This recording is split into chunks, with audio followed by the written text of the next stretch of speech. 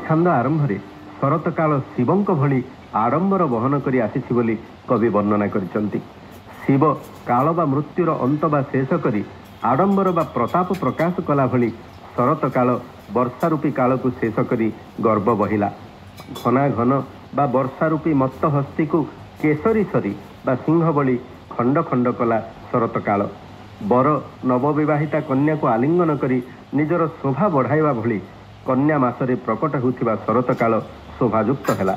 से शरत काल रजक भली हैला। से अंबर बा वस्त्र सफा कला भली ये अंबर बा दिग को निर्मल कला।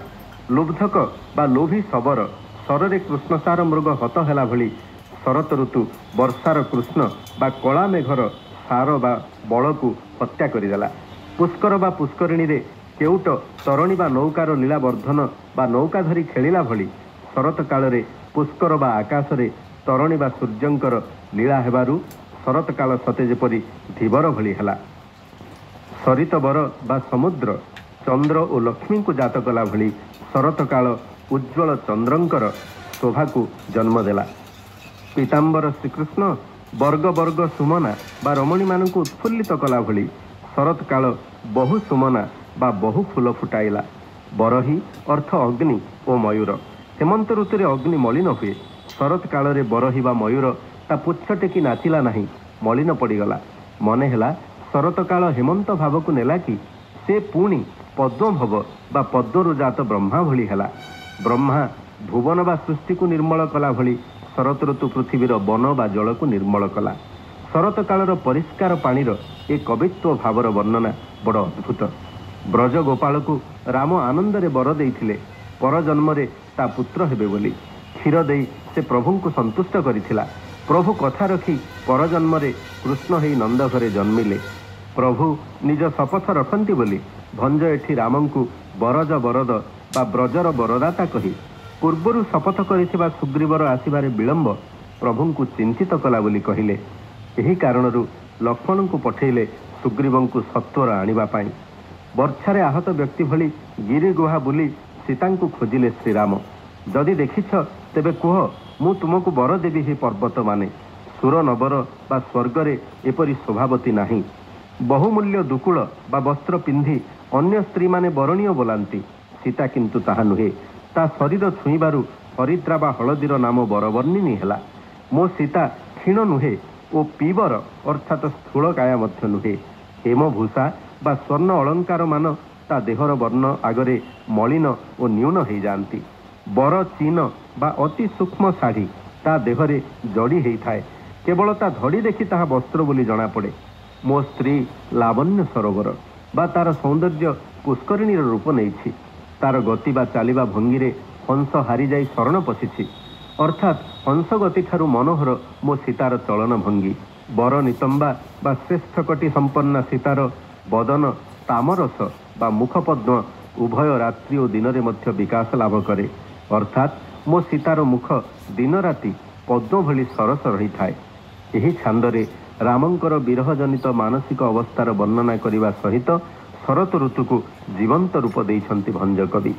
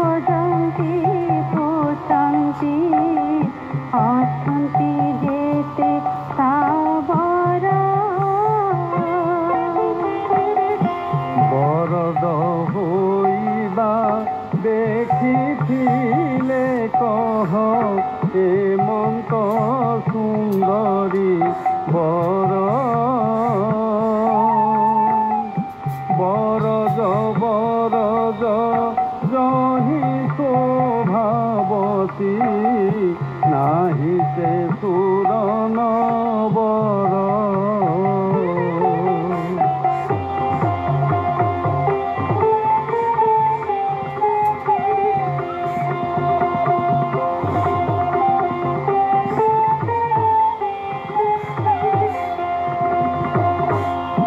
ବରଣୀୟ କି ବହୁ ମୂଲ୍ୟ ଦୁକୁଳ ବନ୍ଧୁ ଅନ୍ୟ ସ୍ତ୍ରୀ ବର। ବରବର୍ଣ୍ଣିନୀ ହରିଦ୍ରା ବୋଲାଇଲା ଶୋଇ ଯାହା କଳେ ବର।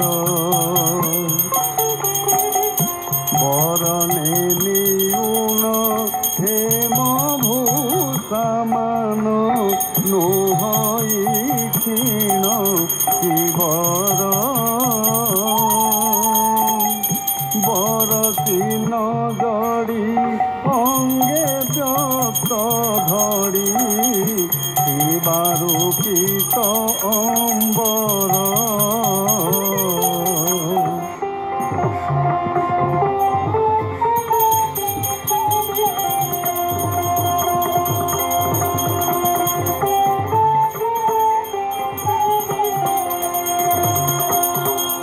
বরতা গতিরে হরণ পশিছি হেলা বন সরোবর।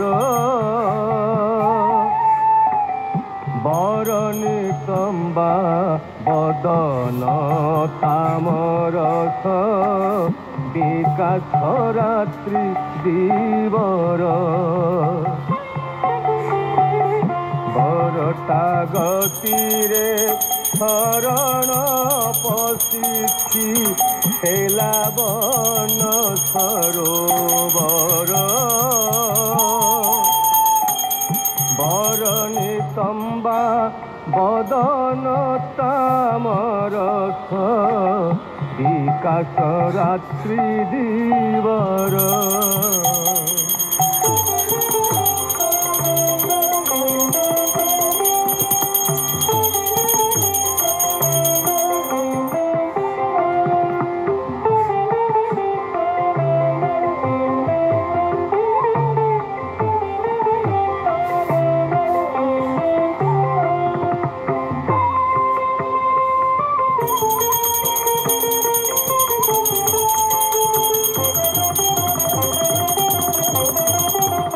বরধমান হেউ থাই ন তুটি সর্বদা প্রেম সম্ভর।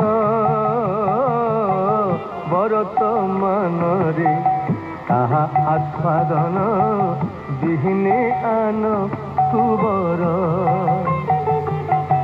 বরতি বি কেহি তা বিচ্ছেদে মোহি হেউ অতি হর বর।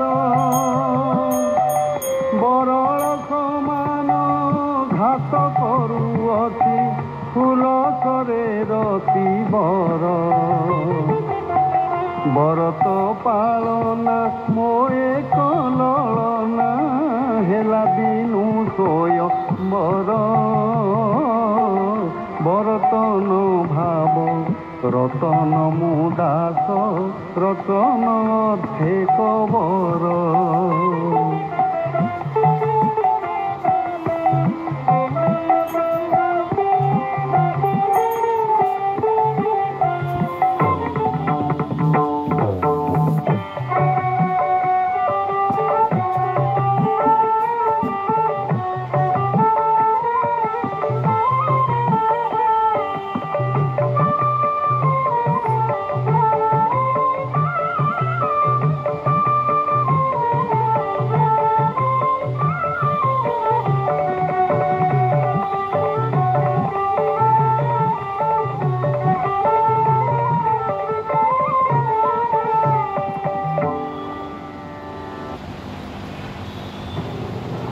ଶୁଣୁଥିଲେ କବି ସମ୍ରାଟ ଉପେନ୍ଦ୍ର ଭଞ୍ଜ କୃଷ ବୈଦେଶ ବିଳାସର